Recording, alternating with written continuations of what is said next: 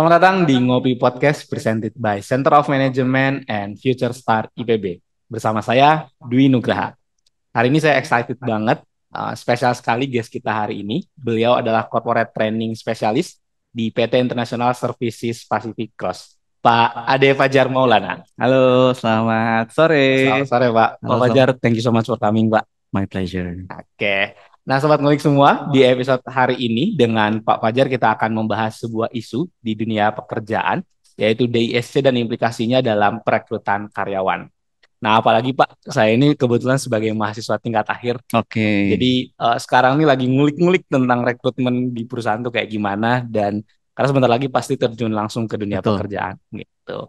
Nah, sebelum masuk ke topik Pak, boleh cerita sedikit Pak tentang dulu background pendidikannya seperti apa dan perjalanannya dari sana sampai ke posisi saat ini tuh gimana? Wah, ini kalau diceritain bisa 2 hari 2 malam nih, Mas Dwi ini. Oke, Oke, saya coba singkat aja ya. boleh. Bismillahirrahmanirrahim. Assalamualaikum warahmatullahi wabarakatuh. Waalaikumsalam. Selamat sore semuanya. Thank you untuk IPB yang sudah invite saya ke sini. Jadi kalau pertanyaan Mas Dwi tadi ya, kalau perjalanannya saya itu memang nggak smooth dari lulus dari IPB langsung terjun jadi seorang trainer gitu. Jadi ketika saya lulus dari IPB 2000 ekstensi ya, saya ekstensi. Jadi ikut ekstensi itu 2007, selesai 2010. Nah, dari situ saya sebenarnya udah pernah kerja di bank Oke. ya. Jadi sebelum pas ekstensi itu sebenarnya saya udah kerja juga di bank gitu ya, salah satu bank di Jakarta. Nah, beres ekstensi malah saya resign. Oke, kenapa tuh Pak? Saya resign karena saya ngeliat, wah, ini kalau saya nyelesain kuliah sambil kerja gitu ya, apalagi semester akhir kayaknya agak agak sulit Sulit. nih Ya. pada saat itu ya berpikirnya ya, karena situasi belum seperti sekarang. Maksudnya seperti sekarang itu 2009 ke 10 itu belum ada online untuk kendaraan gitu Ya. kan. Sosial media pun belum sebagus sekarang, masih masih benar-benar jauh lah dari sekarang gitu. Jadi ketika saya harus pulang pergi Jakarta Bogor tuh harus naik bis dari Oke. UKI ke Bogor, dan itu uh, takes a lot of effort lah Ya. untuk dijalanin. Nah, singkat cerita, beres dari IPB, saya mencoba banyak hal. Oke. Eh, Entah itu bikin usaha kecil-kecilan gitu ya, sampai akhirnya eh, saya mulai terjun ke ke ngajar, Ngajar ngajar. dulu awalnya. Oke. Awalnya ngajar dulu, ngajar kayak private.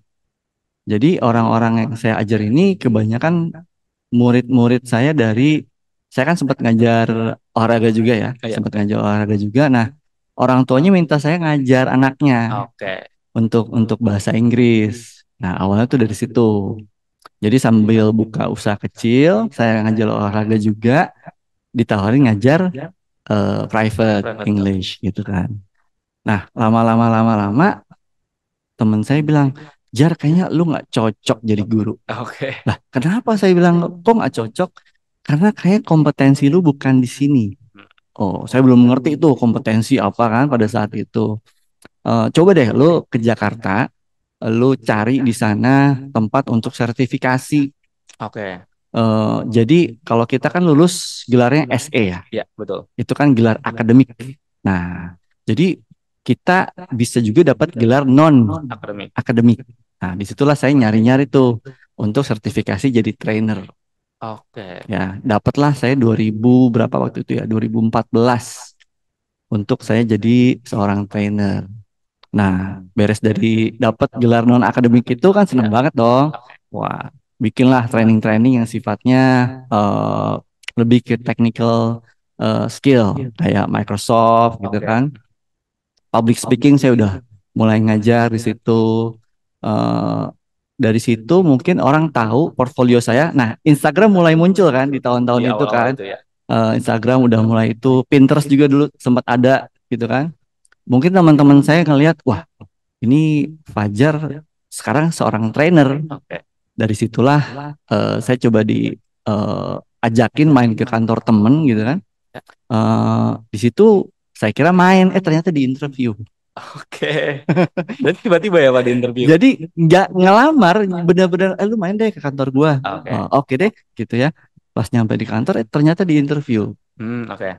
Di interview ya akhirnya sampai sekarang lah saya di dunia training untuk corporate gitu. Oh, oke. Jadi sebenarnya udah banyak bidang yang dicoba juga di Yes, perusahaan, ngajar betul. sampai akhirnya berlabuh di jadi trainer ini. Yap. Oke, luar biasa teman-teman. Nah, eh, berarti kan sekarang posisinya adalah corporate training spesialis ya Pak. Nah, Hmm. barangkali sobat ngulik semua nih belum secara keseluruhan tahu apa itu corporate training spesialis. Hmm. Barangkali boleh dijelaskan Pak, sehari-hari apa aja yang dihandle dan tanggung jawabnya seperti apa? Oke, jadi gini, tergantung scope dari bisnis sebuah perusahaan tersebut ya. Oke, Kalau kita ngomongin perusahaan pasti jatuhnya PT, oke, ya, perseroan terbatas. terbatas, ya kan? Jadi fokusnya mereka adalah profit. Nah, ketika si bisnis ini makin besar, berarti ada kebutuhan penambahan Jumlah karyawan. SDM, Oke, ya kan? ya, Nah, disitulah ada rekrutmen gitu. Nah, ketika kita mau dapetin sumber daya yang baik, berarti kan mereka harus melewati proses-proses. iya, betul, Karena ujungnya dari PT adalah profit. betul. Nah, profit ini didapat dari, let's say penjualan ya. Ya, Penjualan mau itu produk ataupun service gitu kan yang punya sebuah standar. Let's say Mas Dwi beli iPhone ya. atau MacBook. Yang orang kejar apanya sih selain prestigiousnya? Fungsinya, Fungsinya ya, kan, speknya kan, betul. dia punya quality, dia punya standar, ya kan? Nah, si standar itu didapat dari apa? Didapat dari sistem, Oke, dirancang, dirakit, ya kan? Di assembling di situ kan. Nah, itu standar yang didapat dari sistem. oke. Sistem ini yang ngejalanin siapa? Em, Harusnya sih yang bagian SDM itu tadi. Yes. Ya, Jadi kalau ingat bisnis, ingat 3S. Standard, sistem, SDM. oke. Ya, jadi untuk menciptakan produk yang bagus harus didukung oleh sistem. Ya, sistem itu nggak harus digital ya. Ya, Itu bisa juga berupa SOP. Pernah dengar istilah ya. SOP kan? TAT ya, turnaround time. Ini berapa hari sih prosesnya? 14 hari kerja kah? 7 hari kerja kah? Itu sistem gitu kan. Yang ngejalanin sistem ini ya si SDM SDM. ini. Nah, si SDM ini harus punya yang namanya kompetensi Ya, gitu. Jadi untuk ngejalanin sistem ini di berbagai departemen, setiap departemen punya kompetensinya masing-masing. oke. So, tugas saya memastikan bahwa orang-orang ini punya kompetensi yang dibutuhkan, keahliannya sesuai apa enggak, gitu. Jadi ketika mereka masuk ke perusahaan, kita kasih yang namanya orientasi, Oke. onboarding. Baru datang nih, Ya, ya, kita kenalin siapa itu perusahaan, jenis bisnisnya kayak gimana. Di sini ada berapa departemen, gitu oke. kan. Bisnis modelnya kayak gimana, gitu. Jadi kita kenalin dulu, gitu. Ketika mereka udah tahu, nah setiap departemen punya tadi kompetensi yang dibutuhkan. Nah, misalkan dia masih ada gap, Mm-mm. kekurangan dari skillnya dia. Nah, itu saya kasih training, Oke. gitu. Jadi kalau kompetensi itu sekarang tergantung ke organisasi atau perusahaannya. Contoh, kalau misalkan secara umum ya kompetensi dibagi tiga. Ada yang pertama itu technical skill Ya, atau hard skill. hard skill. Oke. Ya, Lalu ada juga yang disebut dengan soft soft skill. skills. Ya. Terakhir nih ada yang nyebutnya core kompetensi, ada yang nyebutnya konseptual kompetensi Oke. gitu. Jadi ketiga dari kompetensi itu yang harus memang dimiliki oleh seorang karyawan. Dan itu pun setiap levelnya beda-beda. Oke. Mulai dari dia staff, ya kan? Ya, First line manager itu siapa aja sih? First line manager tuh kayak supervisor, oke. assistant manager, junior manager, itu first line manager, Ya, ya. Naik lagi ke atas namanya middle middle manager. manager. Ada siapa di situ? Ada manager, ada senior manager. Oke. Oke. Nah, naik lagi ke atas ada top manager. Manager. Ya, Ada. isinya siapa? Ada yang namanya president director, ada director, ada VP, ada GM. Oke. gitu. Jadi setiap karyawan punya kompetensi yang beda-beda gitu. Nah, Oke. itu yang saya siapin tuh. Mereka datang, saya training sesuai dengan kebutuhan departemennya, pun ketika nanti mereka dipromosi. Oke. Jadi make sure sumber daya manusia yang ada ini sesuai dengan kompetensi yang dibutuhkan dan itu untuk Yes, mendukung produktivitas dari perusahaan. Oke. betul. Jadi gitu ya Sobat Ngulik fungsinya trainer yang ada di dalam sebuah perusahaan itu.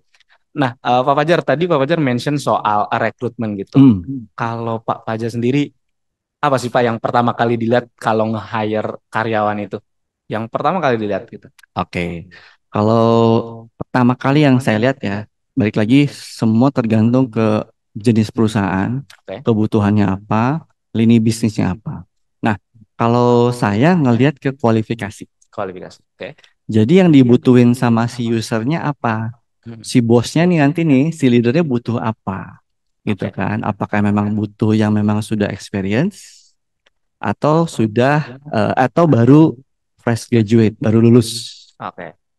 Misalkan dia butuhnya yang memang udah experience, ya kita harus cari orang yang sudah berpengalaman. Oke. Jam terbangnya misalkan sudah 3 sampai 5 tahun gitu kan, dan sudah akrab dengan memang tadi tiga kompetensi itu. Ya. Ya, misalkan ada secara spesifik tools-tools yang mereka harus gunakan, ya harus mereka pahami juga. Kayak teman-teman di finance mungkin kenal istilah MYOB gitu kan, dan sistem-sistem terbaru sekarang ada standarisasi sekarang tuh IFRS gitu kan. Oke. Itu pun mereka harus tahu gitu. Ya itu kualifikasi sih yang harus dilihat dulu. Eh, Lulusan dari mana, IPK berapa, itu yang kesekian. Oh gitu justru. Yes. Oke. Jadi kita ngeliat kualifikasinya dulu. Karena akan lebih bagus ketika memang dia datang dari universitas yang baik, yang Ya. bagus gitu ya, yang ternama, didukung dengan kualifikasinya tadi. Ya. Technical skill, ya, kompetensinya ya, Ya. Ya. soft skill, sama conceptual skills. Oke. Karena saya juga sering menemukan fenomena kalau misalkan eh, yang dilihat pertama kali katanya adalah IPK dan universitasnya dulu. Kalau misalkan Hmm, itu memang terkemuka, seenggaknya lolos screening awal dulu, baru nanti dilihat kompetensinya. Berarti memang sebenarnya kurang lebih tergantung. seperti itu. Tapi tergantung balik juga ke perusahaannya masing-masing. Mm-mm. Oke. Nah kemudian kalau di perusahaan Pak Fajar ada timeline khusus nggak Pak untuk rekrutmennya? Atau on demand tergantung dengan kebutuhan perusahaan pada saat itu? Kalau di saya Hmm? on demand. On demand. Oke. Yes, jadi nggak setiap bulan harus rekrut, Rekrutmen. nggak setiap saat harus rekrut, atau per periode tertentu. Lihat ke bisnisnya seperti apa. Apakah bisnisnya memang sedang grow gitu kan? Kalau grow kan berarti untuk bisa menyeimbangkan workload, Ya. ya kan? Itu kan nggak mungkin. Misalkan bisnisnya pendapatannya naik 2 kali lipat, Eh, 3 kali lipat, berarti kan ada impact ke sisi, saya produksi gitu ya. Yang sebelumnya bisa di-tackle sama 1 2 orang gitu kan. ya. Ini karena penjualannya naik atau targetnya naik, tetap harus 1 2 orang karyawannya. Overload jadinya. Ya Ya. kan, overload kan, Ya. berarti ada kebutuhan Oke. gitu. Atau misalkan bisa juga dari sisi kebalikannya. Misal tadi kan tergantung pendapatan bisnis. Ya. Ini bisa juga misalkan, wah bisnisnya lagi nggak bagus nih, gitu kan. Ya udah kita kayaknya nggak bisa eh, hire orang dulu, gitu kan. Malah kita harus terminate orang. Ya. Itu bisa Layoff jadinya ya Pak. layoff Oke. jadinya, gitu kan. Nah, terminate orang ini satu hal juga yang teman-teman harus tahu ya sedikit, ada yang namanya interview, Oke. ada yang namanya exit interview. Oke. Ya. Gitu. Jadi ketika dia memang harus di layoff atau si orang tersebut akhirnya resign, gitu ya, karena nggak bisa ikutin irama perusahaan, akhirnya resign, mereka idealnya harus exit interview dulu. Oke. Kenapa exit interview? Kenapa? Udahlah, saya kan hak saya untuk resign gitu ya. Nah, kalau exit interview itu baik dilakukan supaya kredibilitas, nama baik, baik perusahaan maupun si karyawannya tetap terjaga. Contoh, misalkan dia nggak ngabarin nih, Oke. resign, Ya. ya istilahnya muntaber, Apa tuh Pak Muntaber? mundur tanpa berita. Oke. Ah, Oke. ya, Oke. kemana nih? kok udah pernah kerja lagi nih, oh ternyata udah pindah gitu kan. Ya. Ternyata dia muntaber. Jadi eh, implikasinya atau impactnya ketika dia nggak ngikutin prosedur, misalkan nih ada telepon datang ke saya ke Ya. perusahaan, bener nggak dulu si A si B kerja di sini? Oke. Oh betul, kenapa Pak? Iya, dia sedang mencoba melamar ke Oke. perusahaan kami. Apakah betul dia dulu di sini? Betul. Nah, ditanya tuh kinerjanya gimana? Nah, Nah, ketika memang endingnya dia tadi muntaber, ya. kita kan akan sampaikan apa adanya Iya, betul. gitu. Wah, terakhir nih kondisinya memang nggak baik nih Pak Oke. ketika mundur dari sini gitu. Secara performance pun memang nggak terlalu bagus. KPI-nya misalkan nggak pernah sesuai target gitu Ya. kan. Itu kita akan sampaikan. Tapi misalkan dia ikutin prosedur, exit interview itu biasanya 1 month notice. Oke. 1 bulan sebelum Misalkan Mas Dwi nih berkarir di sebuah perusahaan, akhirnya memutuskan untuk resign. Nah, ketika mengajukan resign, misalkan di approve, ya, ini 1 month notice ya, ya, baru boleh resign bulan bulan berikutnya. depan Ya, oke. gitu. Kenapa harus dilakukan 1 month notice? Kan perusahaan pun harus mencari penggantinya Mas Dwi Iya, kan. ada prosesnya dulu ya, Pak. Ada proses kan. Sebagai recruiter, orang HR harus nyari dulu Iya, betul. gitu kan. Sedangkan kebutuhan perusahaan tetap harus berjalan Ya. gitu. Jadi 1 month notice itu fungsinya tadi mencari penggantinya.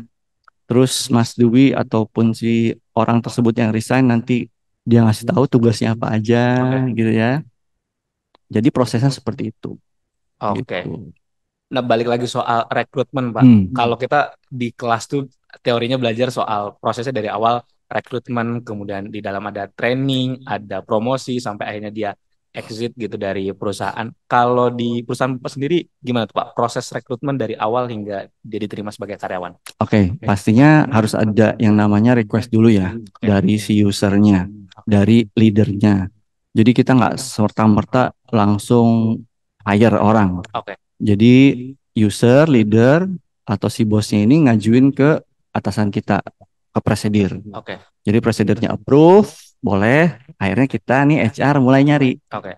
Kita mulai nyari, bisa jadi ke rekanan kita, misalkan mungkin yang umum apa sih Jobstreet gitu Iya. kan. Atau misalkan yang punya LinkedIn-nya banyak gitu kan, followersnya tuh kita kontak tuh.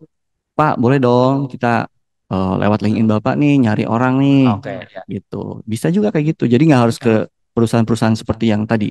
Hmm. Nah, setelah itu dapat CV mulai masuk kan? Ya. CV mulai masuk. Nah, kita saring berdasarkan tadi Kualifikasi. kualifikasi. Ya. Eh, Contoh, misalnya kita lagi nyari orang yang memang experience. Masuk CV ke kita semua yang fresh graduate. Oke. Kan nggak 10 belasan, Iya. bisa seratusan loh. Betul. Gitu kan. Wah, itu kan harus kita screening dulu. Screening dulu sampai akhirnya kita ketemulah top 20 misalkan gitu Ya. kan. Nah, dari top 20 ini kan nggak semuanya pun pas di invite ke perusahaan bisa datang. Ya. Gitu kan. Besok atau lusa ya interview. Waduh, Pak, saya nggak bisa gitu Oke. kan. Akhirnya dari 20 misalkan yang bisa berhasil datang 10. Let's say 10. Gitu Oke. kan. 10 datang, akhirnya kita interview. Nah, di interviewnya itu pun ada playernya ya atau misalkan fase lah Ya. Ya. fasenya ya. Fase pertama tuh pasti kita personality assessment dulu. Personality assessment. Ya, yang nanti bakal kita bahaskan ya. Ya. Personality assessment dapat kita lihat ya. Oh, misalkan hasil assessment seperti ini, kita coba komunikasiin dulu nih ke user. Oke. Ini karakternya, personality-nya kayak gini loh. Oke. Tetap mau nggak nih dilanjutin? Oke. Takutnya beda frekuensi kan sama si Betul. usernya kan. Misalkan ya udah deh, kalau gini mah nggak mau. Ya, Oke. ya udah kita nggak jadi kan si itu katakanlah di take out. Nah, lanjut ke yang memang memang sesuai dengan personalitinya, baru kita masuk ke fase berikutnya. Di fase berikutnya biasanya interview sama HR. Ya. Interview sama HR, pertanyaan-pertanyaan seputar yang general lah kita tanyakan ke mereka gitu ya. Nyerempet sedikit sama yang kualifikasi. Oke. Gitu ya. Nah, setelah beres dari HR, kita kasih penilaian dulu nih ke user. Hasil interview kita skornya segini. Oke. Ya, misalkan pilihannya 2, recommended atau not recommended. Ya. Gitu kan. Nah, kalau misalkan recommended, lanjut Interview fase user ke 3, interview sama User. user Oke. gitu. Interview sama user, misalkan cocok, lanjut ya. Kalaupun nggak cocok, biasanya itu kita kasih pengumuman tuh maksimal 14 hari. Oke. Misalkan dari 10 yang datang, ya 10 misalkan di interview sama user. Ya. Nah, nanti kita sounding tuh ke mereka. Teman-teman, nanti kita prosesnya paling cepat 7 hari kerja, maksimum 14 hari kerja. Oke. Nanti kita akan umumkan lewat email ya, Ya. siapa yang terpilih. Gitu. Berarti kalau misalkan lewat 14 hari kerja, dia nggak dapat email, berarti dia nggak terpilih.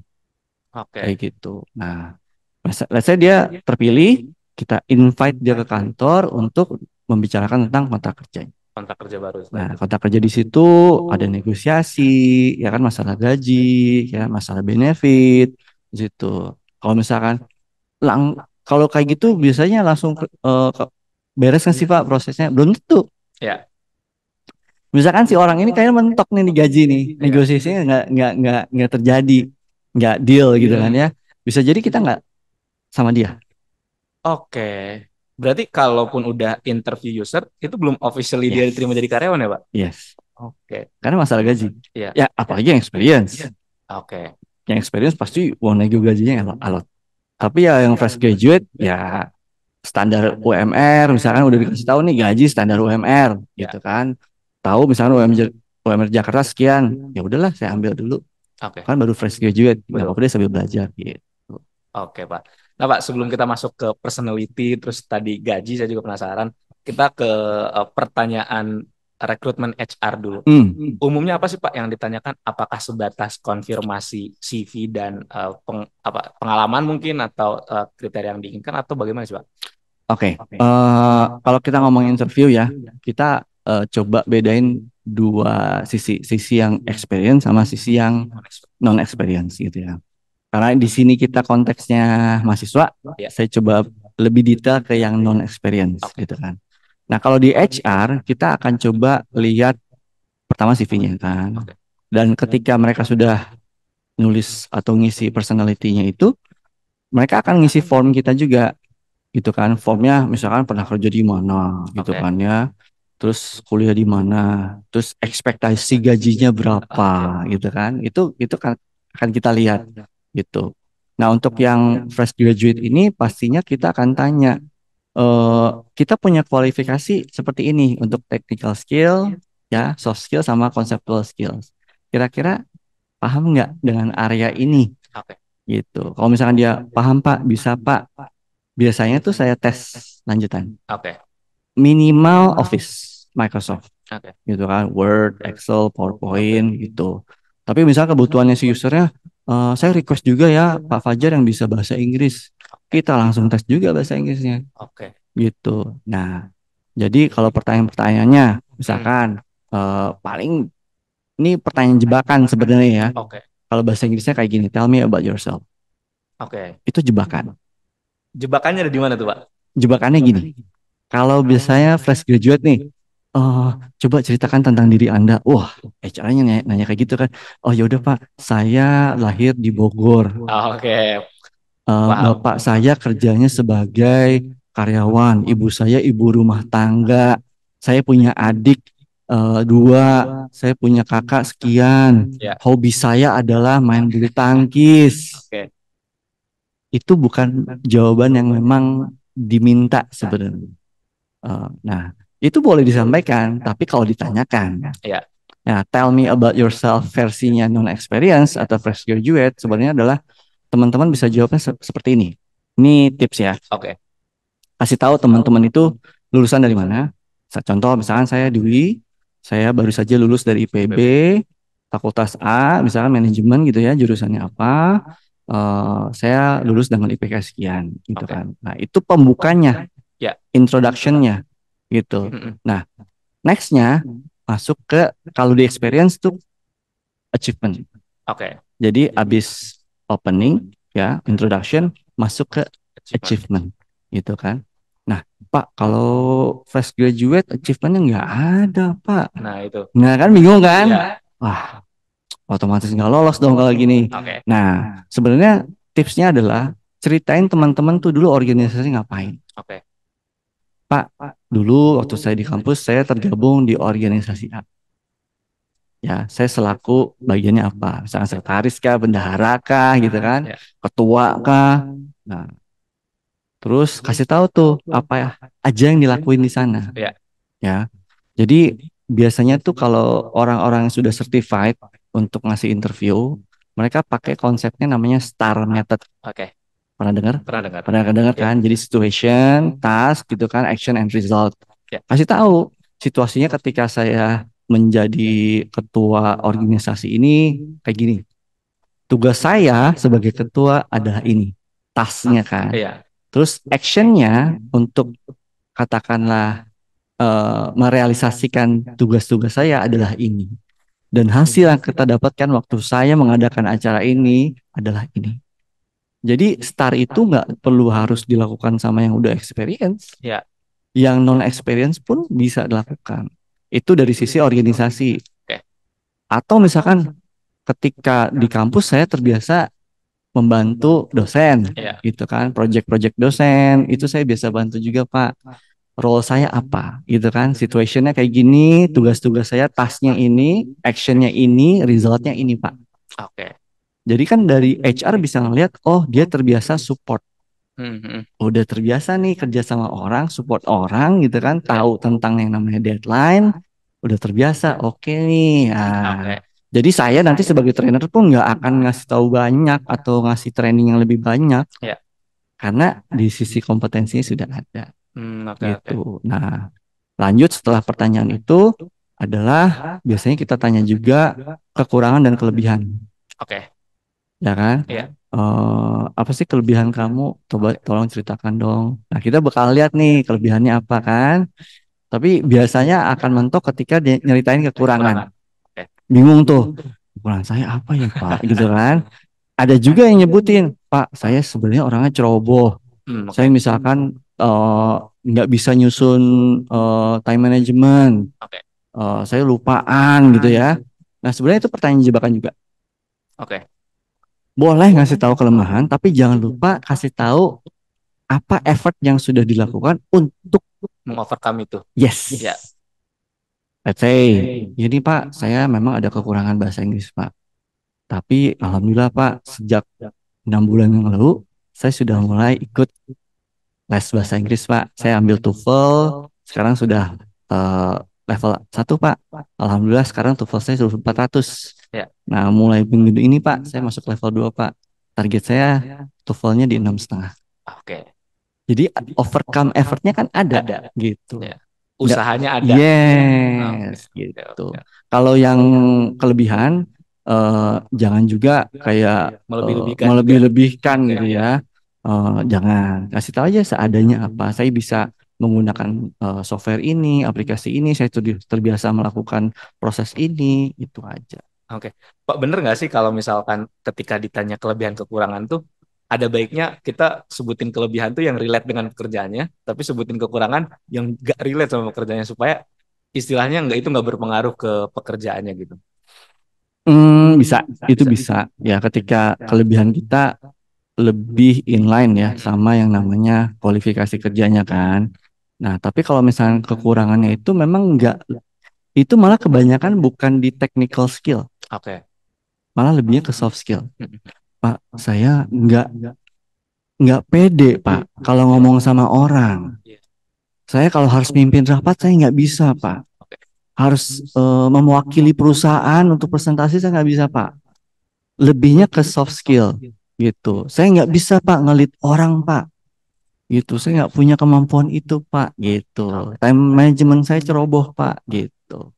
Lebih banyaknya ke situ, tapi bagus kalau misalkan dia inline kelebihannya sama kualifikasi yang dicari. Oke. Nah itu ya sobat ngulik semua tadi beberapa poin. Pertama kalau misalkan ditanya soal eh, apa diri sendiri gitu, coba jawab dengan metode STAR tadi ya Yap. Pak. Pakai framework STAR. Terus kemudian biasa juga ditanya tentang kelebihan kekurangan. Coba jawab dengan jawaban yang inline kira-kira dengan kualifikasi yang diinginkan. Oke. Ini kita move ke pembahasan selanjutnya tadi soal personality test Pak. Kita mundur Hmm. lagi. Kalau di perusahaan Bapak sendiri, di perusahaan Pak Fajar gitu, apa metode personality test yang digunakan gitu? Di kami itu pakainya DSC. Oke. Ya, saya dulu sempat pakai Steve In. Oke. Tapi sekarang kita lebih ke DSC. Ya, semua alat tes itu bagus. Oke. Ya, pasti punya kekurangan kelebihan gitu. Iya. Tapi kita sekarang pakai DSC. Kenapa? Karena lebih buat kami ya, itu lebih simpel dan cepat Oke. gitu. Yang lain kayak MBTI, kayak Big Ocean, ya itu yang Big Three ya. Big Three itu yang saya dengar tuh tiga tadi, DSC, MBTI, sama Big Ocean. Oke. Itu Big Three-nya. Dari kalau MBTI kan lumayan banyak ya Iya, 16. personality-nya ya. Ya, betul. Kalau sebenarnya DSC pun bisa 16. Oke. Karena Ya, bisa kombinasi. yes, misalkan D sama I Ya. gitu kan, atau misalkan C sama S gitu Ya. ya. Itu kalau diulik lagi bisa banyak Ya. Ya. gitu. Big Ocean ada 5 gitu kan. Nah, itu yang di luar. Kalau yang di dalam negeri itu Steve In, bagus ya. Ada juga Virtuous. Ya, mungkin coba aja nanti di Google virtuous.id itu bagus juga tuh. Ya. Tapi karena kita cepet kan prosesnya, kita pun resultnya pengen ngasih cepet juga ke user, Ya. kita pakai DSC. Oke. Apalagi tadi personality test jadi screening awal juga ya Pak sebelum interview. Jadi Hmm. memang sangat penting ya Pak personality test ini untuk fit dengan posisi yang dilamar. Oke, analogi gini ya. Misalkan saya lagi ngebantuin sebuah perusahaan untuk nyari karyawan di bidang keamanan untuk pengiriman uang. Oke. Pernah lihat nggak perusahaan contohnya kayak G4S, Oke. gas tulisannya, Ya. ya, yang nganterin uang ke ATM Mm-mm. untuk dimasukin Ya. ke Ya. ATM si uang tersebut. Kira-kira personality yang dibutuhin kayak gimana? Kalau dari DSC, Kalau misalnya nggak pakai alat personality, Bu, bisa oke. nggak? Pertama pasti orangnya yang mesti jujur dan amanah kayaknya Pak Oke. dari personality-nya karena segitu banyak uang yang dibawa tentunya. Hmm. Terus juga harus yang teliti sebenarnya menurut saya sih Oke. untuk ngehandle itu. Hmm. Barangkali itu dulu gimana Pak? Oke. Kalau kita nggak pakai tes personality, kita akan mengawang-awang kan. Ya. Kayaknya dia cocok deh. Ya. Ya, badannya gede, kayaknya mukanya sangar. Oke. Subjektif dong, Betul. gitu kan. Nah, tapi kalau pakai tes personality, kita lihat karena kebutuhan kita nyari orang yang bisa deliver uang-uang tersebut ke ATM, ya kan. Akhirnya kita nyari orang yang dominan, tegas, Ya. dan juga teliti. Ya. Ya, adanya di DSC-nya D sama C. Ya. Nah, dari hasil tes personality itu, screeningnya kita akan lihat yang lebih banyak di DC-nya. Oke. Jangan cari yang I sama S. Ya. Kalau I sama S nanti takutnya dia lebih banyak untuk, kalau I itu kan dia downside-nya, kekurangannya adalah lupa dan juga harusnya bisa keep secret jadi nggak Semuanya jadi secret. ya. Itu downside-nya I ya, kelebihannya banyak juga gitu. Kalau orang S kan orangnya gini gampangnya ya Mas Dwi, kalau DISC D-nya itu si tegas, Ya. I-nya itu si antusias, Oke. S-nya adalah si ikhlas, Oke. C-nya si cerdas. Oke. Nah, jadinya orang nggak usah pusing sama terminologi DSC, Hmm. dominant, influence, steadiness, atau conscientiousness. Jadi kan pusing, Iya, gitu iya. kan. 4 tadi aja, tegas sampai cerdas, Oke. gitu. Balik lagi tadi dengan tes DSC, kita jadi gampang screeningnya. Oh, ini udah nih ada nih yang DC nih, Iya, gitu. iya. Ada atau kebalikannya CD. Nah, Mhm. udah tuh lebih enak proses interviewnya. Oke. Yang I sama S, mohon maaf, kita nyarinya emang orangnya yang tegas, Iya. cerdas, teliti. Oke. Berarti sebegitu penting tentunya Banget. dengan kualifikasi yang mau dilamar Banget. dari tes personality. Oke. Tadi kan yang dipilih adalah DSC pertama mungkin karena itu prosesnya cepat sehingga lebih gampang untuk menyampaikan ke user. Kalau kelemahannya sendiri gimana, Pak Fajar? Kelemahannya di ISC yang saya lihat ya, memang tidak se-wide alat tes yang lain gitu ya. Tapi itu pada awal saya berpikir, wah di ISC memang cuma 4 aja nih, Ya. DISC gitu kan. Tapi tadi ketika kita coba explore lebih jauh, ternyata lebih banyak gitu. Ada komponen gabungan misalkan DI atau misalkan dia itu IC Iya. nyebrang ya, I ketemu C itu jarang-jarang loh IC jarang itu, ya? jarang. Kalau dia punya IC bagus banget. Oke. Dia introvertnya ada, extrovertnya ada, jadi ambivert. Oke.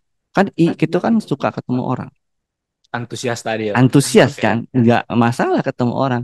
Di satu sisi dia teliti, Oke. Gitu kan. Jadi ketika dia mau buat suatu keputusan, dia benar-benar untuk mempertimbangkannya dulu dengan matang. Oke.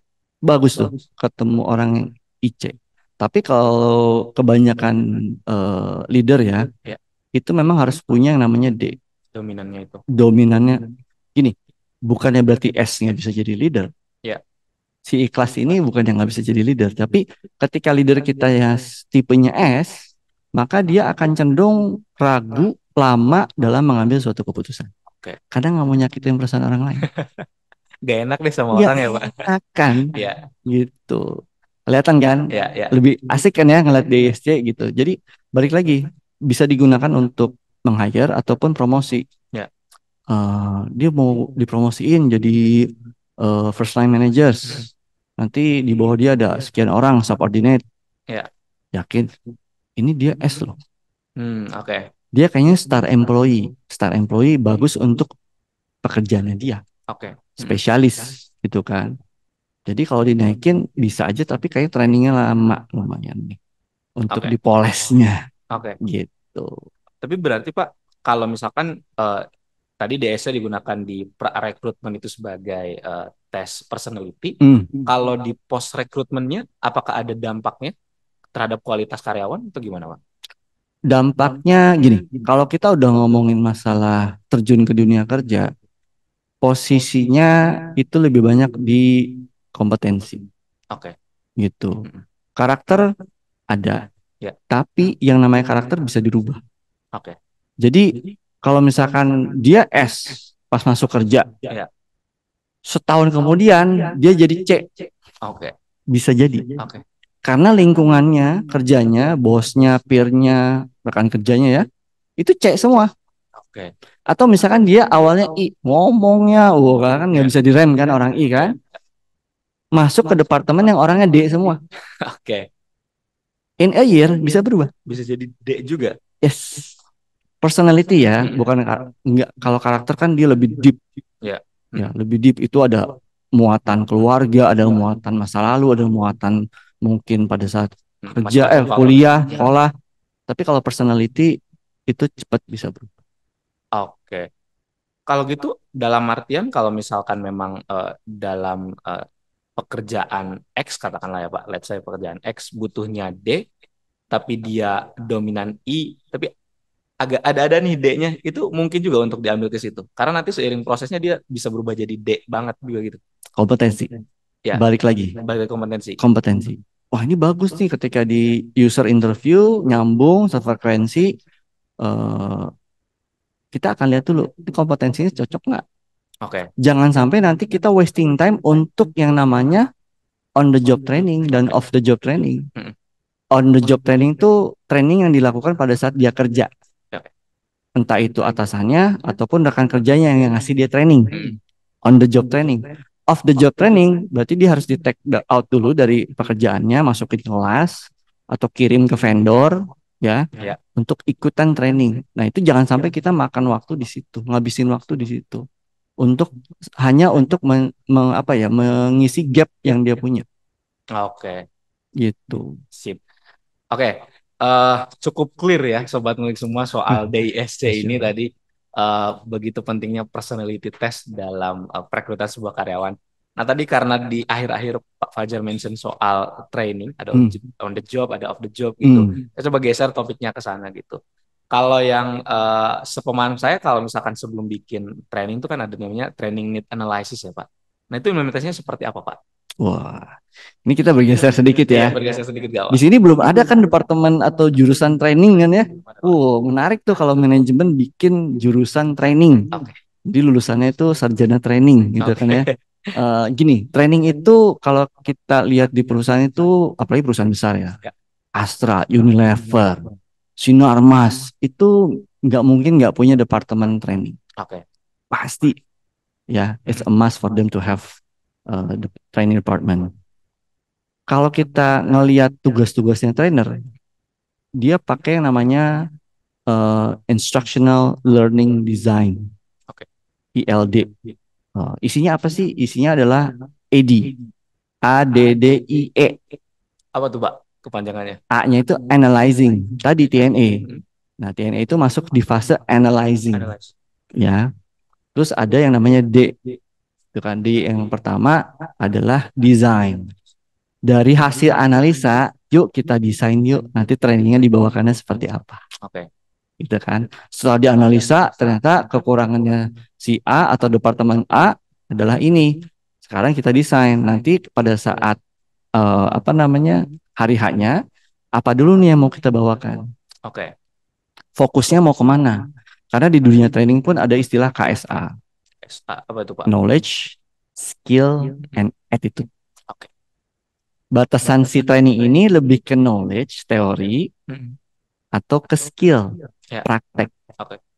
Jadi banyakin muatannya apa nih nanti di trainingnya nih, gitu kan. Kalau cuman kebutuhannya knowledge, ya udah nanti lebih lecturing aja, lecturing, diskusi, tanya jawab, that's it. Tapi kalau misalkan dia trainingnya Excel, kebayang nggak training Excel? Mm-mm. Kita nonton, partisipannya nih nonton. Iya, iya, iya. Kita hari ini akan bahas Power Query ya, dan juga Big Data. Hmm. Teman-teman lihat aja ya, sampai akhir 3 jam. Oke. Kebayang nggak? Nggak masuk ke pembelajarannya, nggak ada. Jadi kan prakteknya nggak ada kan, Iya. skillnya nggak ada kan gitu. Nah itu KSA. Karena harapannya adalah A yang ujung, attitude. Mm-mm. Di mana dia bisa lebih percaya diri, tegas gitu kan. Jadi ketika nanti di assign tugas tertentu, dia bisa selesaikan. Oke. Gitu. Itu KSA. Nah, balik lagi ke Edi, D-nya kan design, Mm-mm. termasuk KSA di dalamnya. Oke. Nah, D kedua adalah dari sisi delivery, Delivery. gitu kan. Sudah didesain, nanti deliverynya gimana? Apa aja yang kita butuhin nih? Apakah memang harus kita buat presentasinya, Oke. slide presentasinya, atau misalkan alat-alat lain penunjangnya, toolsnya, Hmm. misalkan pakai apa sih sekarang? Misalkan Quizzes, Oke. pakai yang selain Quizzes itu ada juga buat online ya. Oke. Jadi mereka bisa by phone juga, atau cukup dari sisi pakai papan tulis aja, Oke. gitu kan? Mm-mm. Nah, itu untuk deliverynya nanti seperti apa, gitu. Dan setelah delivery, ED ya, Ya. ADD, I-nya adalah implementation. Oke. Setelah didesain nanti implementasinya gimana, Oke. gitu kan? Maka di situ nggak cuman desain slide presentasinya aja, harus ada juga dari sisi public speakingnya gimana, Mm-mm. Mm-mm. kemampuan presentasinya gimana, engagementnya gimana, Oke. gitu. Terakhir adalah E, Evaluation. evaluation. Oke. Jadi rangkaian training tuh si trainer harus paham itu. Oke. Oke. Em, nah, kalau kebutuhannya kan pasti beda-beda ya, Pak. Apa yang mesti di training dari karyawan ini? Kalau di kelas tuh belajar tentang ada coaching, ada mentoring. Hmm, Kalau perbedaan secara langsungnya di dunia kerja itu seperti apa, Pak? oke. Ini sebenarnya kalau ngebahas ini saya seru loh. Saya ngomongin ini sampai malam juga insya Allah siap gitu ya. Oke. Karena ini passion saya. Ya. Teman-teman harus dapat ikigai teman-teman ya. Oke. Kalau mau kerja atau apa ya ibaratnya punya profesi itu sesuai ikigai lah kalau istilahnya Jepangnya. Balik lagi ke coaching mentoring. Ada juga counseling Ya. ya. Ada juga managing. Managing. Oke. Kalau saya ada papan tulis saya akan buat. Jadi 4 itu memang saling relate. Kita mulai dari managing dulu.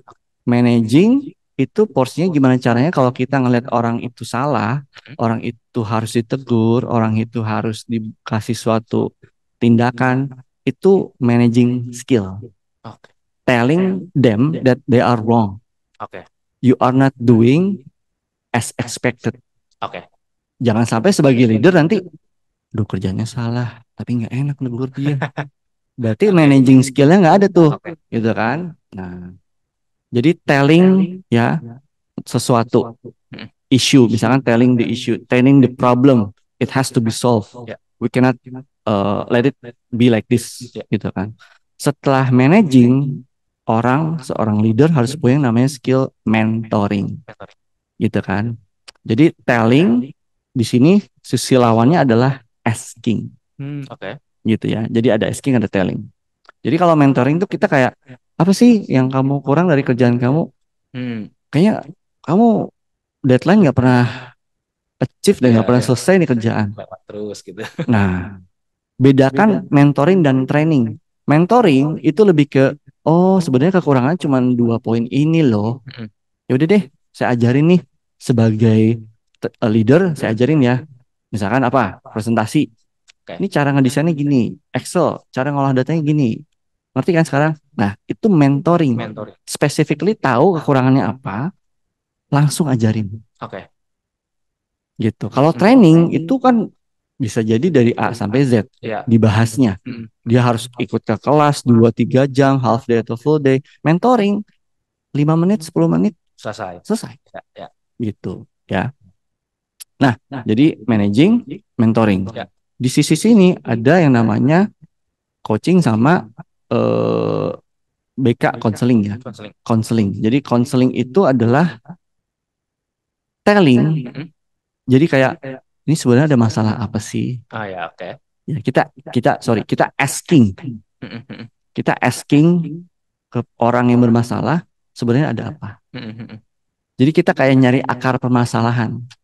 Jadi konseling itu kan guru BK sebenarnya. Ya. Kalau di SMA ya, Ya. kan dia tanya tuh ada masalah apa, Masalah apa nah sih? Ya. kenapa kamu kok gini? Oke. Kan nanya what's the problem atau apa sih mattersnya ini ada apa sih? Isunya ada apa? Sampai dia dapetin root cause-nya. Kalau misalnya di manajemen mungkin pakai fishbone ya, pakai fishbone sampai ketemu tuh akar masalahnya apa. Jadi leader harus punya managing skill, harus punya mentoring skill, harus punya counseling skill. Terakhir, coaching. Ya, coaching itu adalah kita lebih menstimulasi ide-ide dia. Oke. Ini kan keadaan perusahaan lagi gini nih. Menurut kamu apa ya bagusnya supaya ini bisa di-tackle atau ada solusinya? Wah, mulai keluar tuh Ya. ide-idenya kan. Menurut saya nih Pak, harusnya gini gini gini gini. Oh, iya ya bagus juga ide-ide kamu nih. Terus apalagi gitu kan? Ditanya, dikasih tanya, dia jawab lagi dong ide-ide dia, konsep-konsep dia. Jadi kita menumbuhkan rasa stimulasi dia. Jadi dia lebih pede. Ya. Kalau kita hanya managing and mentoring, it kills the idea. Tapi kalau counseling and coaching, it grows the idea. See? Ya, ya. Bedanya ya. Paham. Jadi kita ngebuat engagementnya ada. Dia merasa terapresiasi. Saran-saran saya kemarin didengerin lo sama bos. Ya, ya. Saya ditanya solusi untuk matters atau isu kayak gini tuh kayak gimana. Dan itu dipakai sama perusahaan dan saya bangga banget loh. Itu menciptakan tadi engagementnya ada, rasa percaya diri itu tumbuh, akhirnya ngaruh ke performance. Oke. Dan biasanya pakai tekniknya simpelnya grow. Go. Kalau di coaching ya. Jadi what is the goal? Ya, goalnya apa nih? Tapi kita lihat realitinya gimana, ya kan? GR kan? Ya. Goals, reality. Dari reality ini optionnya apa? Untuk bisa achieve si goal ini. Sampai nanti terakhirnya adalah when. Ya. Kapan dilakukan? When. Ya. Dari opsi-opsi ini. Gitu. Banyak banget teknik coaching. Tapi yang umum dipakai grow. Oke. Siap. Kalau dari yang poin terakhir Pak, saya nangkep itu coaching itu gimana caranya menumbuhkan inisiatif juga dari karyawan. Nah kalau di perusahaan-perusahaan yang basisnya startup kan biasanya inisiatif sangat dituntut ya Pak dari karyawan. Tapi kalau misalkan di perusahaan yang bentuknya udah ada pakemnya gitu Pak, apakah inisiatif tuh masih dibebaskan sebebas itu atau gimana Pak? Gini, perusahaan yang besar pasti punya planning yang bagus. Ya, dia punya langkah-langkah strategi yang bagus gitu. Jadi biasanya dia punya event kayak AGM meeting, annual general meeting gitu ya. Supaya nanti di annual general meeting itu dibahas seluruhnya langkah-langkah strategisnya supaya nanti bisa di kick off di awal tahun. Hasil dari annual general meeting kita gitu kan ya. Ini loh. Nah, disounding lah ke teman-teman karyawan semua pada saat kick off. Nah, balik lagi, yang membedakan startup sama perusahaan-perusahaan yang sudah established cukup lama, biasanya di strategic manajemennya mereka. Oke. Gitu. Startup dulu saya lihat memang bagus ya dari sisi kecepatan dalam solving problems yang ada di masyarakat. Tapi ternyata lambat laun, mereka ada kendala di keuangan. Oke. Si istilah bakar duit lah, over price untuk gaji karyawannya. Sekarang akhirnya dari sisi cash flow-nya bermasalah. Betul. Gitu kan? Tapi kalau perusahaan yang memang well established, dia punya yang namanya strategic management yang baik gitu. Jadi dia melihat apa aja kekurangan mereka gitu kan, pakai SWOT lah ya. Pakai SWOT. Habis dari SWOT itu kan untuk mengetahui keadaan mereka sekarang ya, mereka masuk ke fase berikutnya. Oke. Dari SWOT mereka pengennya jadi apa? Nanti pakainya bisa pakai TOWS. TOWS. Oh, nanti coba, dibalik ya. nanti coba Google aja. Ya. Bagan TOWS tuh kayak gimana? Kalau bagan SWOT kan teman-teman udah tahu kan ya. Kalau TOWS tuh dari strength yang kita punya gitu ya, kita bisa apa untuk opportunity kita gitu. Nah itu TOWS. Jadi where are we going-nya pakai TOWS gitu kan. Nah bagaimana cara untuk mewujudkan si where are going-nya itu pakai balance scorecard. Oke. Gitu. Banyak juga ada Malcolm Baldrige gitu kan ya, masih banyak lagi lah metode-metode yang lain. Tapi untuk bisa akhirnya mencapai atau merumuskan KPI bisa pakai tadi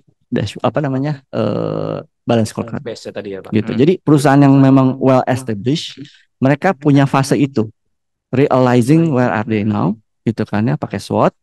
Terus mereka mau kemana pakai TOWS. Nanti cara untuk merealisasikan si TOWS-nya terhadap gap poin 1 dan 2 pakai balance scorecard. Sehingga nanti si KPI-nya dapat. KPI perusahaan dapat, KPI per departemen dapat, KPI individu dapat. Wah, kebayang nggak? Ya, kebayang. Keren kan? Gitu. Nah, kenapa perusahaan-perusahaan itu tidak bisa bertahan lama? Karena nggak punya strategic management, nggak punya KPI, nggak punya scorecard. Jadi perusahaan nggak punya scorecard, departemen nggak punya scorecard, akhirnya apa? Mereka akhirnya jadi nggak fokus sama pekerjaan atau departemennya masing-masing. Bingung apa yang mau di-achieve-nya ya, Pak? Bingung apa yang mau di-achieve karena dia nggak tahu juga targetnya perusahaan apa, KPI perusahaan apa. Akhirnya apa? Ngerjain atau ikut campur urusan departemen lain. Yes. Gitu. Jadi bagusnya perusahaan yang udah benar-benar setup manajemennya, dia punya scorecard atau KPI yang clear. Jadi setiap orang tanggung jawab. My responsible is this, my KPI. So I'm focusing to my KPI.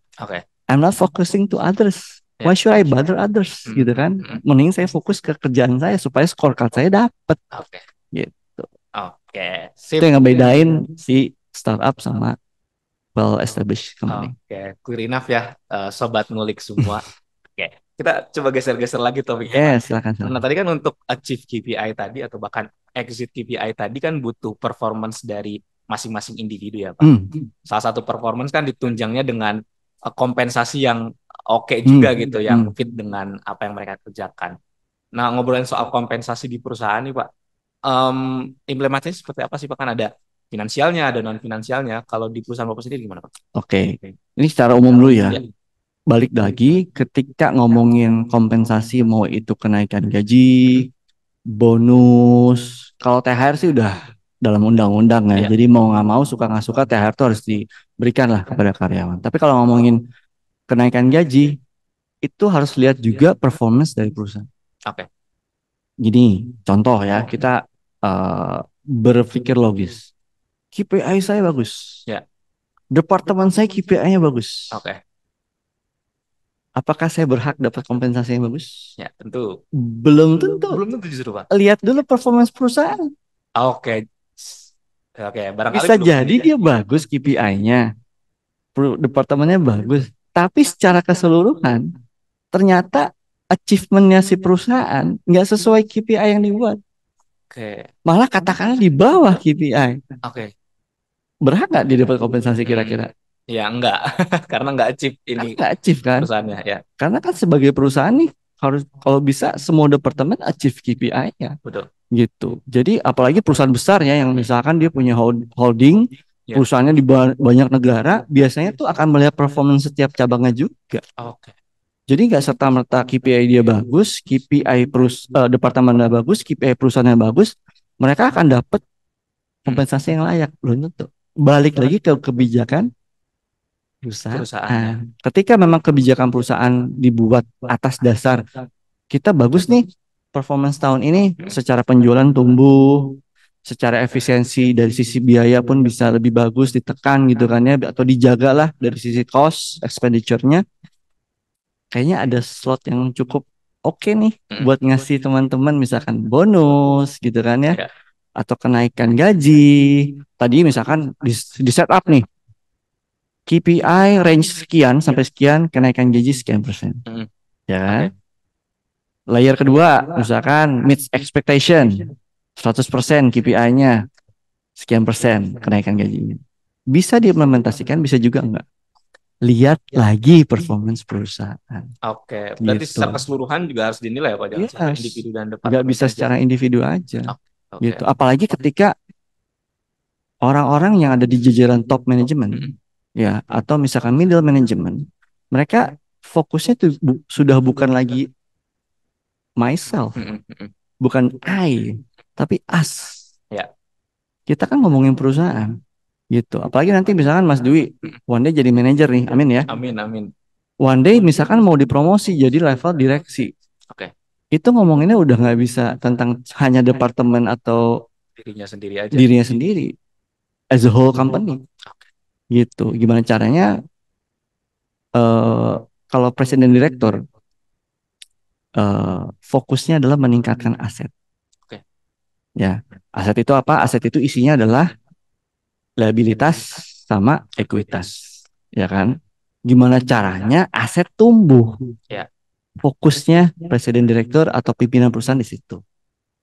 Dan merancang strategi-strategi yang bisa nanti dilakukan supaya bisnis pun sustain dan berkembang gitu. Nah, nanti tugasnya si middle manager inilah yang menerjemahkan ke first line manager. Oke. Gitu. Ibaratnya gini. Punya klub bola kesukaan nggak? Ada. Apa? Real Madrid. Real Madrid ya. Ya. Misalkan saya Florentino Perez. Oke. Saya presiden direktur Betul. Real Madrid. Saya nggak mau tahu tahun depan Liga Champions menang. Saya berbicara sebagai top manajemen, gitu kan. Nah, yang akan menerjemahkannya siapa? Coach tentunya. Yes. Ya. Coach sebagai middle manager. Ya. Gitu. Oke deh bos. Saya implementasikan nanti keinginan bos. Saya kasih tahu sama orang-orang yang ada di lapangan. Ya. Yang di lapangan ada first line manager, namanya kapten. Ya. Oke. Kebayang nggak? Kebayang. Ya kan? Nah, si kapten itulah yang bertindak sebagai supervisor atau misalkan bertindak sebagai asisten manager, mengkondak, memanage orang-orang yang lain, pemain-pemain yang lain. Staff A, staff B, staff C, ya kan? Ya. Penjaga gawang, back, Ya. sampai penyerang. Yang koordinir di lapangan siapa? Kapten. Bisa nggak si coach atau middle manager ini terjun ke lapangan? Enggak. Iya. Makanya bahasa yang ada di antara manajer ini pun harus bisa apa ya, dicerna dengan baik. Orang staff itu akan sulit menangkap bahasanya top manajemen. Ya. Oke. Makanya butuh yang namanya middle management, middle manager untuk bisa menerjemahkan itu. Yes. Gitu. Kebayang ya? Kebayang. Jadi kalau di jajaran staff ini rasanya bahasanya harus lebih ke teknikal ya Mas. Jadi bukan lagi soal strategis kayak gimana, tapi cara step by step yang harus dilakukan seperti apa. Pentingnya penting banget. Oke. Kita balik lagi soal kompensasi tadi. Salah satu komponennya ini kan dari DSC kompensasi ya? Iya kayaknya kita topiknya belum mungkin diganti ya judulnya kayaknya. Oke. Jadi komponen kompensasi kan salah satunya gaji pokok ya tadi Mas. Karena Sobat Ngulik ini penonton banyaknya mahasiswa juga. Jadi kita coba bungkus dalam konteks fresh graduate gitu. Gimana nih Mas? Cara misalkan dalam offering karyawan nggak dikasih tahu nih Mas. Nanti dia dapat gajinya berapa? Otomatis kita ngeset expected salary-nya berapa. Misalkan let's say di angka 5 juta. Tapi perusahaan ini sebenarnya punya budget 7 juta nih Mas. Biasanya yang terjadi kayak gimana tuh? Ini proses lagi interview, lagi rekrutmen. Ya, lagi proses negosiasi gaji. Negosiasi. Jadi misalnya saya mau ngelamar nih. Ya. ke sebuah perusahaan gitu kan. Terus saya lagi proses negosiasi gaji dan saya pengen dapat gaji yang sesuai dengan ini saya. Betul. Oke. Biasanya HR akan nanya gini dulu ke si calon karyawannya atau future employee, berapa ekspektasi gaji Anda gitu kan. Sebenarnya kan dia udah nulis juga di form kan. Ya. Gaji sekarang misalkan 10 juta, Betul. gaji yang diinginkan misalnya 12 juta. Oke. Gitu kan. Sebenarnya udah tertera di situ gitu kan. Tapi adjustmentnya apa? Oke. Ya nggak? Gitu. Atau misalkan nggak ada form. Terus si HR nanya mau gaji berapa? Oke. Oke. Tips dari saya nomor satu, jangan dijawab dulu. Jangan langsung dijawab berapa nominalnya. Oke. Ya. Pendekatan pertama bisa pakai gini. Pak, Bu, sebelum saya jawab gaji saya berapa, gitu kan? Boleh tahu nggak benefit apa aja sih Oke. yang bisa saya dapatkan di pekerjaan? Di luar gaji tadi. Yes, Oke. gitu kan. Adakah allowance, tunjangan, gitu kan? Apakah ada hal-hal yang lain? BPJS-nya apakah di cover semuanya, gitu kan? Karena BPJS banyak ya, nggak cuma masalah tenaga kerja dan kesehatan. Tanya dulu itu. Oke. Di luar itu apakah ada benefit lain? Misalkan saya bisa dapat training, sertifikasi, dibayarin dan lain-lain. Tanya juga, gitu kan untuk pengembangan karir ke depan, gitu. Ketika memang dirasa benefitnya banyak, terus let's say gaji yang kita harapkan, misalkan gaji yang ditawarkan mereka 5 juta gitu ya. Ya udah deh nggak apa-apa deh. Oh, ada benefit lainnya juga. Toh benefit lainnya banyak, tunjangan misalkan 500.000, 1 juta, tunjangannya transport, internet, banyak gitu ya. Wah, kalau dihitung-hitung jadi sekian nih. Jadi total gross saya sekian ya Pak. Yes, tapi netnya sekian, betul. Nah, tanyakan juga totalnya berapa, netnya berapa. Jadi jangan sampai, oh ya Pak mau lagi pas kerja, pas gajian, lah kok cuma 5 juta. Mana benefit lainnya ini? Mana benefit lainnya gitu kan? Gitu kan. Itu kesalahan banyak fresh graduate ya di awal. Nah, terus pendekatan kedua adalah sebelum dijawab gaji berapa, bilang gini, Pak, untuk pekerjaan ini kebetulan saya sempat searching di internet range gaji untuk posisi ini. Oke. Saya lihat range-nya antara misalkan 8 sampai 12 juta lah gitu ya. 8 sampai 12 juta Pak gitu. Saya sih optimis Pak kalau nilai saya di atas itu. Oke. Gitu kan. Tapi kita fair nih Pak, Bapak kan belum kenal saya. Ya, Bapak belum tahu saya. Bapak hanya melihat dari CV saya. Gitu. Dan dengan hal tersebut saya sih akan happy kalau misalkan saya dapat gaji dinilai misalkan 11 juta. Oke. Gitu. Jadi kita ada basisnya. Penting juga untuk riset dulu. Oh iya dong. Gitu. Jangan sampai nanti kita nggak riset, harusnya range-nya dapatnya di 10 juta ke atas, kita digaji 10 juta ke bawah. Nyesek kan? Gitu. Riset dulu. Lewat payscale.com boleh gitu. Apalagi payscale.com bagus karena dia pun bisa ngelihat edit value dari sertifikasi non akademik. Oke. Saya punya DISC gitu kan ya, atau teman-teman punya PMP ya, Project Management Professional atau Specialist kayak gitu, atau misalkan yang udah CPA untuk keuangan ya, untuk Sandler yang untuk udah sales gitu kan, itu edit value diperhitungan juga. Makanya kalau teman-teman nanti udah beres kuliah dari sini, misalkan memang belum ada rezeki untuk kerja, tapi ada dana untuk ambil sertifikasi non akademik, ambil. Oke. Microsoft, Google, banyak itu. Atau misalkan project management bagus loh, gitu. Karena perusahaan-perusahaan kayak Adikarya dan lain-lain untuk level-level tertentu harus punya sertifikasi PMP. Oke. Gitu. Oke, jadi penting juga pertama untuk riset dulu, sobat ngulik dengan bidang pekerjaan yang dipilih. Tentunya tadi ada apa Mas, My Value. Edit value, terus mungkin ada kalau saya tuh ada Glassdoor, ada yang lain sebagainya untuk Payscale. Untuk websitenya ya. Atau untuk cari tahu range gaji di pekerjaan ini seperti apa. Terus tipsnya adalah kalau ditanya gaji, Jangan langsung sebut nominalnya. Betul. Tanyakan dulu benefit lainnya kira-kira apa aja yang didapat. Yes. Oke. eh Pak Fajar, kita udah banyak ngobrol tadi mulai dari rekrutmen, terus dari Hmm. SC sampai sekarang nyerempet-nyerempet Kompensasi. soal kompensasi. Terakhir deh Pak, Hmm. sebelum ditutup, ada nggak pesan-pesan untuk Sobat Ngulik atau motivasi yang ingin disampaikan dalam konteks rekrutmen ini? Oke, kalau dalam konteks rekrutmen ya, buat saya teman-teman harus coba sadari dulu skill setnya teman-teman. Ya, skill set paling umum apa sih yang harus dimiliki di era seperti ini? Itu, ya, minimum untuk pengoperasian komputer, ya kan? Bahasa Inggris itu udah it's a must lah, Mm-mm. gitu, ya.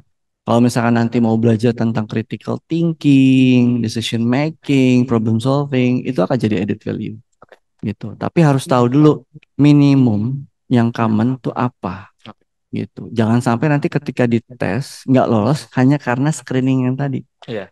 Oke, ini sudah bagus nih. Saya tes dulu ya untuk pengoperasian Word, Excel, PowerPoint Iya. atau bahasa Inggrisnya. Ternyata nggak lolos. Iya. Itu nggak enak loh Hmm. gitu.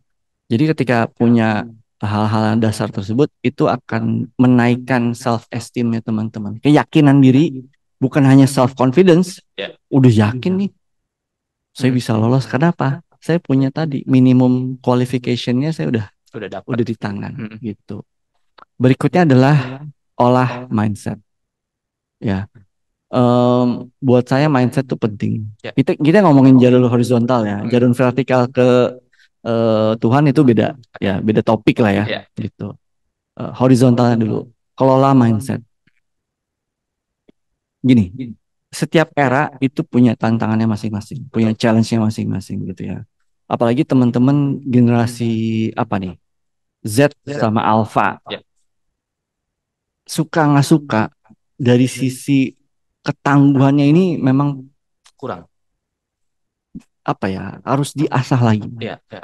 gitu ya. Kalau bisa di compare sama baby boomers nggak apple to apple lah. Nggak tetap. Baby boomers itu lahir pada masa perang. Iya. Ya. Mereka survive di situ. Ketangguhannya lebih ada. Ketangguhannya disuruh bolak-balik dari satu daerah ke daerah yang jalan kaki pun siap gitu ya. Tapi di era sekarang yang cepat dari sisi informasi gitu kan ya, kita harus tangguh gitu. Jangan cepat drop gitu. Try to control something that you can control. Do not control that something that you cannot control gitu. Gitu. Karena apa yang penting buat kita belum tentu penting buat orang lain. Ya. Ya, Oke, betul. gitu. Jadi sadari dulu, kalaupun nggak achieve gitu ya, wah udah interview gagal. Kelola dulu diri. Ya. Oke deh, ini yang gagal cara saya, bukan saya. Oke. Berarti yang harus saya lakukan adalah evaluasi caranya. Hmm. Jadi kalau gagal interview, jangan nanti malam ya, aduh butuh healing nih. Larilah ke yang negatif Iya. gitu kan ya. Jadi bukan itu solusinya. Karena yang gagal bukan diri kita, tapi caranya. Untuk menghadapi masa depan, jangan gunakan skill set yang sama. Oke. Pun ketika gagal, berarti cara gue udah nggak bisa nih. Mm-mm. Gitu. Gantilah caranya. Ganti, upgrade, update, ya kan informasinya, caranya. Sehingga nanti pas di next time, bisa. Gitu. Bisa jadi gagalnya kemungkinan gara-gara tes presentasi gitu ya, atau misalkan tes dalam sisi pengolahan data, ya udah fokus di situ, perbaiki. Oke. Bukan aduh mulai curhat ke sosial media, gua gagal, Iya. gua nggak bisa. Why? Iya. Iya. Iya. Try to control something that you can control, Hmm. gitu kan. Jangan langsung blow up ke media. Ya. Pahami bahwa alam semesta ini narik energi kita loh, gitu. Maksudnya ada konsep law of attraction namanya, gitu ya. Jadi apapun yang kita lakukan, apapun yang kita katakan, sampaikan, itu balik lagi ke kita. Ya. So kalau ketika tadi gagal interview, jangan ngeluarin kata-kata, gue gagal nih, gue nggak bisa nih, gue nggak mampu nih, gue gini terus nih, emang gue udah nasibnya gini ya. Itu direkam, pakai alam. sama body kita, sama alam gitu. Oh, this is what you want. Oke, saya manifestasiin deh. Ya. Saya wujudin deh, kata alam, kata diri sendiri. Jadi nggak gitu. Jadi oke, gue gagal, next time gue coba, gue perbaiki, gue akan bisa. Oke. Mindset, Oke. not only technical skill. Oke. Penting juga untuk memanifesting apa yang ada Iya. dalam pikiran kita dengan hal yang positif ya. Iya, sama terakhir ya, mungkin terakhir ya, Ya. your surroundings matters. Siapa dekat sama siapa, siapa yang biasa diajak curhat, itu penting banget. Oke. Contoh, kalau kita mau kaya atau sukses, maka bergaul sama orang yang sukses. Bergaul sama 5 orang sukses, insya Allah kita jadi orang ke-6. Ya. Mm-mm. Ya nggak? Ya. Jadi lingkungan kita tuh penting banget. Bukannya berarti, wah kata Pak Fajar nih, saya harus mulai cari orang-orang baru yang memang sukses. Ya. Teman-teman saya lama yang nggak sukses, yang tinggal nggak gitu juga. Ya. Tetap maintain relationship sama mereka, tapi mulai deh cari circle yang memang bisa ngasih evaluasi positif ketika kita down ya. Dia kan bisa ngasih tahu, oh Ya. kamu downnya gagalnya waktu itu ya. Cara saya gini loh untuk tackle itu. Oke, itu penting untuk mengelilingi kita dengan orang-orang yang lebih bercahaya dari kita. Jadi tadi 3 ya pesannya, skill, common skill setnya apa yang minimal harus dimiliki ya, di luar misalkan dia orang kimia, fisika, biologi kan itu di luar itu kan. Ya. Tapi yang minimal dimiliki bahasa Inggris dan pengoperasian komputer. Kedua tadi adalah mindset. Ketiga circle. Oke, Sobat Ngulik, 3 poin tuh pesan dari Pak Fajar untuk kita semua. Mudah-mudahan itu bisa ditangkap dengan jelas ya, dan bisa kita implementasikan dengan sangat baik. Oke, dengan penutup tadi dari Pak Fajar, maka sesi kita berakhir pada episode hari ini. Pak Fajar, sekali lagi terima kasih banyak sudah datang ke My studio Ngopi Podcast dan Anytime. share ilmunya untuk teman-teman Sobat Ngulik semua di sini. Semoga bermanfaat. Gimana pun bagi saya kebenaran itu datangnya dari Allah ya. Qadarullah, saya ada di sini semua atas izin Allah. Gitu. Semoga bermanfaat untuk teman-teman semua. Amin, amin, amin. Terima kasih sekali lagi untuk Pak Fajar. Oke, kami juga mengucapkan terima kasih banyak kepada Shure yang sudah support Sound Extraordinary melalui kualitas mikrofon MP7 dan headphone SRH440 yang luar biasa bagus kualitasnya. Jangan lupa juga untuk selalu mendengarkan Ngopi Podcast melalui YouTube account Center of Management. Saya Dwi Nugraha, sampai jumpa di Ngopi Podcast selanjutnya. Terima kasih untuk Sobat Ngulik yang udah ngedengerin Ngopi Podcast kali ini. Dan jangan lupa untuk tetap stay tune di ngobrol penuh inspirasi selanjutnya. Bye-bye!